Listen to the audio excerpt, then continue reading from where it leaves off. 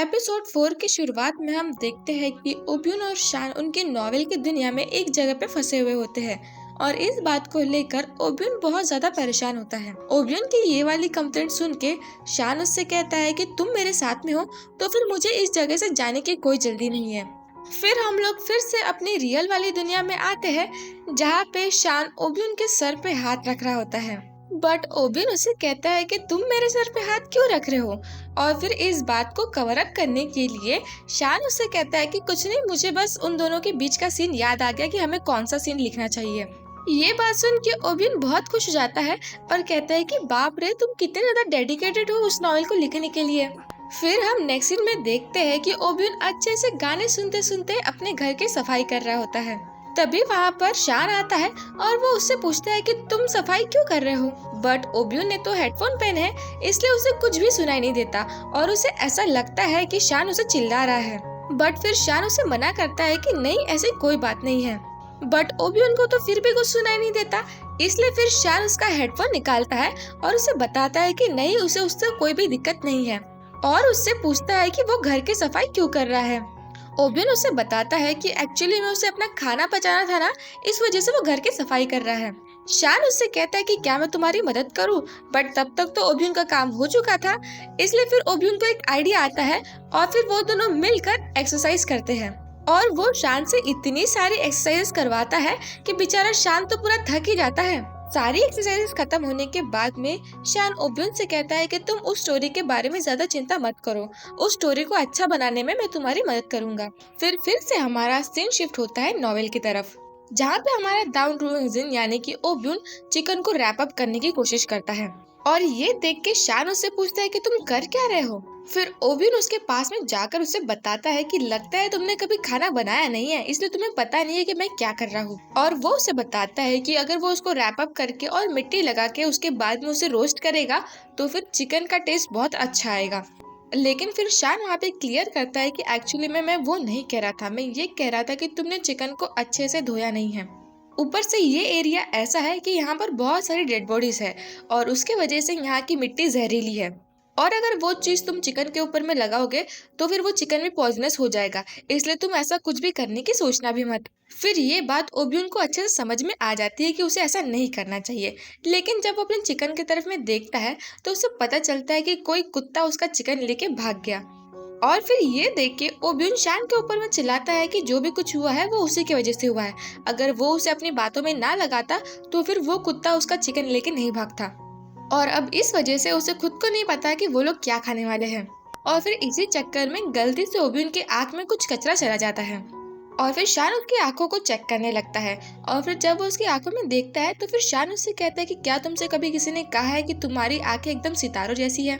और फिर इतनी अच्छी बात सुन के तो किसी को भी अच्छा लगेगा ही, इसलिए ओब्यून भी शर्माने लगता है। और फिर से हम रियल वर्ल्ड में देखते हैं कि वो दोनों सोच रहे होते हैं कि आगे इस स्टोरी को और कैसे बढ़ाया जाए। वैसे ओब्यून तो चाहता है कि इन दोनों कैरेक्टर्स की लाइफ में और थोड़ी मुश्किल आए जिसकी वजह से इन दोनों की बॉन्डिंग और भी ज्यादा स्ट्रॉन्ग हो जाए, लेकिन अभी तक उसने कुछ डिसाइड नहीं किया है कि वो क्या करेगा और कैसे करेगा। फिर शान उससे इनकरेज करते हुए कहता है कि तुम्हें जो भी लिखना है वो तुम लिख लो और फिर बाद में अगर कुछ भी उसमें 19-20 होगा तो फिर अपन दोनों मिलकर उसको सॉर्ट आउट कर लेंगे।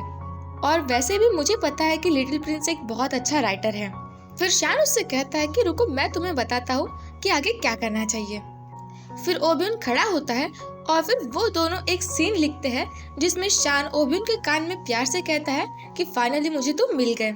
और फिर जब ओब्यून बाद में अकेला ही उस स्टोरी पर काम कर रहा होता है तभी उसके ग्रुप चैट में से मैसेज आता है जिसमें ओजोन कहता है कि तुमने अभी जो सीन लिखा था उस सीन को देखकर तो मुझे खुद को शर्म आने लग गई थी, मुझे नहीं पता था कि तुम इतना अच्छा सीन लिख पाओगे।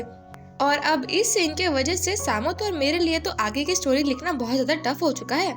बट तभी सामुत अपने आप को डिफेंड करते हुए कहता है कि मुझे क्यों घसीट रहे हो इस चीज में। फिर ओजोन कहता है कि अच्छा ठीक है, हम भी बहुत अच्छी स्टोरी लिखेंगे। और फिर इसी के साथ में इनका ग्रुप चैट फिनिश हो जाता है। और फिर जब ओब्यून फिर से अपनी स्टोरी की तरफ फोकस करने के लिए जाता है तो फिर उसे फिर से शान के साथ में बिताया हुआ मोमेंट याद आ जाता है, जिसकी वजह से वो खुद ही अपने आप से बातें करता है कि शान, मैं तुम्हारे बारे में इतना क्यों सोच रहा हूँ, और वो एकदम छोटी सी प्यारी सी लड़की जैसे शर्माने लगता है। और फिर तभी उसे रूम के बाहर से कुछ आवाज आती है और जब वो जाके देखता है तो उसे पता चलता है कि शान कुकिंग कर रहा है। और फिर वो उसे देखकर मेस्मराइज हो जाता है और वो सोचता है कि मुझे ऐसा क्यों लग रहा है कि हम लोग मैरिड कपल जैसे हैं। और वो सिर्फ ऐसा सोचता ही नहीं है बल्कि इमेजिन भी करने लगता है कि वो सच में मैरिड कपल है। और ओजोन उन दोनों को देखकर ब्लेसिंग दे रहा होता है कि कितने क्यूट लग रहे हो तुम दोनों साथ में। फिर वो अपने आप को कंट्रोल करता है और फिर वो अपने रूम में जाकर खुद से बातें करता है कि लगता है कि आजकल मैं बहुत ज़्यादा BL स्टोरी के बारे में सोच रहा हूँ, इसलिए कुछ ना कुछ मेरे दिमाग में आ जा रहा है। मुझे शान के बारे में इतना ज्यादा नहीं सोचना चाहिए। और फिर तभी वहाँ पर आ जाता है शान और फिर उसे देखकर ओब्यून डर जाता है और फिर वो उससे पूछता है कि तुम यहाँ पर कब से खड़े थे। फिर शान उसे बताता है कि जब से तुम मेरे बारे में सोच रहे थे मैं तब से यहाँ पे खड़ा था। फिर एक सेकंड के लिए तो फिर से ओब्यून शान को देखकर एकदम मेस्मराइज हो जाता है, लेकिन फिर उसे याद आता है कि नहीं नहीं ये टाइम नहीं है अभी ये सब सोचने का। और फिर वो इस बात से साफ साफ मना कर देता है कि वो उसके बारे में नहीं सोच रहा था। फिर शान उसे बताता है कि जो सीन उन दोनों ने मिलकर सोचा था उसके बारे में उसे और कुछ लिखना है। फिर ओब्यून उसे कहता है कि ठीक है तुम आगे बढ़ो, मैं तुम्हारे साथ हूँ। फिर शान उसे बताता है कि जो सीन अपन दोनों ने मिलकर डिस्कस किया था उसके फर्स्ट पार्ट को क्या अपन थोड़ा बहुत एडजस्ट कर सकते हैं और फिर सेकंड पार्ट को मैं देख लूंगा। फिर ओब्यून उससे कहता है कि नहीं, अपन वो स्टोरी तुम्हारे अकॉर्डिंग ही एडजस्ट करेंगे क्योंकि मुझे तुम्हारा पर्सपेक्टिव ज्यादा अच्छा लगता है। फिर शान उससे कहता है कि नहीं ऐसा कुछ भी नहीं, तुम ज्यादा ही एग्जैजरेट कर रहे हो। फिर ओब्यून उसके पास में आकर उसे बताता है कि नहीं मैं सच कह रहा हूँ। और मैं तुम्हें एक और बात बता दूं कि जब अपन लोग चांगमाई में थे तब मैंने तुमसे झूठ कहा था कि मैंने तुम्हारे एक भी नॉवेल नहीं रीड की है, बल्कि उसे उसका काम तो बहुत अच्छा लगता है, उसने उसकी सारी स्टोरीज रीड करके रखी है। फिर शान उससे थैंक यू कहता है और वो उसके काम को भी कॉम्प्लीमेंट करता है कि वो भी बहुत अच्छा राइटर है। बट ओब्यून उससे कहता है कि नहीं वो उतना अच्छा राइटर नहीं है, वो बस थोड़े बहुत मजाक करके उस जोक को अच्छा बनाने की कोशिश करता है, बट उसके हिसाब से वो बेस्ट राइटर नहीं है। बट फिर शान उसे इनकरेज करते हुए कहता है कि अगर तुम्हें जो काम करना पसंद है अगर तुम वही करो तो फिर उसमें तुम एक दिन बहुत ज़्यादा टैलेंटेड हो जाओगे। फिर ये सुन के ओब्यून उसके पास में जाता है और वो उसे बड़े प्यार से घूरने लगता है। फिर शान उससे पूछता है कि तुम मुझे ऐसे क्या देख रहे हो। फिर ओब्यून उससे कहता है कि तुम बहुत हैंडसम हो। फिर शान भी उससे कहता है कि और तुम बहुत क्यूट हो। और फिर ऐसे ही थोड़ा सा उनका मोमेंट क्रिएट हो जाता है, लेकिन फिर वो अपने आप को संभाल लेते हैं। फिर ओब्यून उससे पूछता है कि वैसे तुम्हारे लिखे हुए कैरेक्टर और मुझ में सबसे ज़्यादा क्यूट कौन है, क्योंकि मैंने तुम्हारी स्टोरीज पढ़ी है, तुम उस कैरेक्टर के बारे में ऐसे लिखते हो जैसे कि वो कोई एंजल है। और ऑफ कोर्स तुमने उस कैरेक्टर के लिए किसी न किसी से तो इंस्पिरेशन ली होगी, तो फिर तुम मुझे सच सच बताओ कि वो कैरेक्टर ज़्यादा क्यूट है या फिर मैं। बट इस बात का जवाब शान नहीं दे पाता है क्योंकि शायद उस कैरेक्टर की जो इंस्पिरेशन है वो ओब्यून ही है। बट तभी ओब्यून को टेस्टी टेस्टी खाने की स्मेल आती है, इसलिए वो इस सवाल को भूल जाता है। और फिर शान भी उससे कहता है कि लगता है कि खाना बन गया है, इसलिए फिर वो दोनों खाना खाने के लिए जाते हैं। फिर वो लोग खाना खाते टाइम अपनी स्टोरी के बारे में बात करते हैं कि कैसे उन दोनों के आइडियाज एक दूसरे से मैच खाते हैं। और वो दोनों अकिन के लाए हुए मशरूम्स खा रहे होते हैं और एक दूसरे के साथ में स्टोरी के बारे में बात कर रहे होते हैं। बट तभी अचानक से शान को वो मशरूम जिंदा दिखते हैं और फिर इधर ओब्यून को भी ठंडी लगने लगती है, यानी कि शायद से वो मशरूम पॉइजनस थे जिसकी वजह से वो मशरूम उनके दिमाग में चले गए और वो कुछ ना कुछ सोचे जा रहे हैं।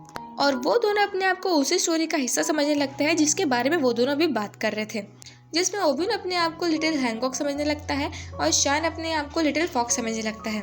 और वो लोग ये भी इमेजिन करते हैं कि आसमान फट रहा है और ऊपर से बारिश आ रही है। और इस आने वाले इमेजिनरी तूफान से इमेजिनरी स्कूलर को बचाने के लिए वो लोग उसे ढूंढने लगते हैं। जैसा कि भांग पीने के बाद होता है, बिल्कुल वैसा ही कुछ आप लोग समझ लीजिए। वो लोग उस स्क्वायरल को जगह जगह ढूंढने लगते हैं, लेकिन वो स्क्वायरल उन्हें कहीं नहीं मिलती है। और फिर ओब्यून कहता है कि वो स्क्वायरल घर के बाहर है और उस स्क्वायरल को देखने के लिए वो लोग डॉगी के ऊपर में बैठ जाते हैं और वो उसे चलाने की कोशिश करते हैं, लेकिन ऑफ कोर्स वो तो एक सॉफ्ट टॉय है तो वो कैसे चलेगा। और फिर इसी वजह से ओब्यून शान को खींच के लेके जाता है बस में लिटिल स्क्वायरल के घर जाने के लिए। और वो दोनों उस बस में अपने आप को स्विमिंग करते हुए भी इमेजिन करने लगते हैं। फिर फाइनली वो लोग किसी गार्डन में पहुंच जाते हैं उसी लिटिल स्क्वायरल को ढूंढने के लिए, लेकिन ओब्यून चल चल के थक चुका है, इसलिए फिर शान उसकी मदद करता है। फिर हमारा हैंकॉक यानी कि ओब्यून शान को बताता है, यानी कि हमारे फॉक्स को बताता है कि अगर हम यहाँ पर एक पेड़ लगाएंगे तो फिर कुछ समय बाद खुद ब खुद लिटिल स्क्वायरल वहाँ पे आ जाएगी। फिर वो दोनों मिलकर वहाँ पे बीज बोते हैं, लेकिन शान के ऊपर के पॉइजन का असर तो खत्म हो जाता है और उसे होश आ जाता है, लेकिन ओब्यून के ऊपर का असर खत्म नहीं होता। इसलिए फिर ओब्यून को ऐसी क्यूट सी हरकतें करता हुआ देख शान को बहुत अच्छा लगता है। फिर रात में हम देखते हैं कि ओब्यून जब नहाकर आता है तो वो बहुत थक जाता है, इसलिए वो सीधा बेड पर गिर जाता है और उसके साथ में शान भी गिर जाता है। और फिर जब वो ओबियन को अच्छे से सुला देता है, तभी शान को उसके दोस्त का कॉल आता है, अकिन का। और फिर तब वो उसे बताता है कि उसे येलो कैप वाले मशरूम नहीं खाने चाहिए क्योंकि वो पॉइजनस है और उसे खाने के वजह से कुछ न कुछ इल्यूजन तुम्हें दिखेगा, इसलिए तुम प्लीज वो मत खाना। बट शान और ओबियन ने तो वो मशरूम खा चुके हैं, इसलिए फिर वो उसे बताता है कि वो मशरूम उसने एक्चुअली में खा लिया है। उसका दोस्त उसकी चिंता करता है और कहता है कि क्या मैं डॉक्टर को बुलाऊं, पर शान कुछ नहीं कहता और वो फोन रख देता है। और फिर जब ओब्यून मॉर्निंग में उठता है तो वो देखता है कि वहां पर शान नहीं होता है, लेकिन उसका छोड़ा हुआ लेटर होता है, जिसमें वो उसे बताता है कि कल उसका उसके साथ में बहुत अच्छा टाइम बीता था, इसलिए उसके लिए कुछ सरप्राइज है। और फिर जब वो अपना फोन ओपन करके देखता है तो वहां पर देखता है कि उसको 5,000 से ज्यादा नोटिफिकेशंस आई होती है। और फिर वो सारी चीजों को चेक करने के बाद में उसे पता चलता है कि शान ने उसकी स्टोरी में एक बहुत लंबा कमेंट लिखा है, ऑलमोस्ट 1,000 वर्ड का कमेंट लिखा है। और उस कमेंट में उसने उसकी स्टोरी को इतना ज्यादा डिटेल में प्रेस किया है, जिसे देखकर सारे फैंस बहुत ज्यादा खुश हुए हैं। जो चीज उसके फैंस ने उस स्टोरी में नोटिस की भी नहीं थी, उस कमेंट की वजह से उस स्टोरी में उन लोगों ने नोटिस किए, जिसकी वजह से ओबियन को उसकी कहानी के लिए बहुत ज्यादा प्रेज मिल रहे हैं। ये देखकर ओबियन सीधा शान को थैंक यू कहता है उसके कमेंट की वजह से। बट शान उसे बताता है कि एक्चुअली में वो कमेंट उसने बहुत पहले से ही लिख के रखा था, लेकिन उसे कभी मौका नहीं मिला पोस्ट करने का, और इस बार जब उसे मौका मिला इसलिए उसने कर दिया। ये सारी बातें सुनकर ओबियन को और भी ज्यादा अच्छा लगता है।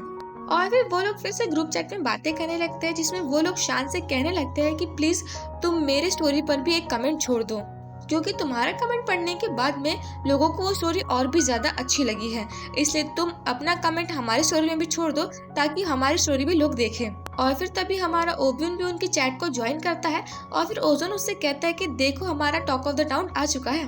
और ओजोन ओबियन से ये भी पूछता है कि अब तुम मुझे बताओ कि तुम्हें कैसा लग रहा है कि शान ने तुम्हारी स्टोरी पर कमेंट किया है।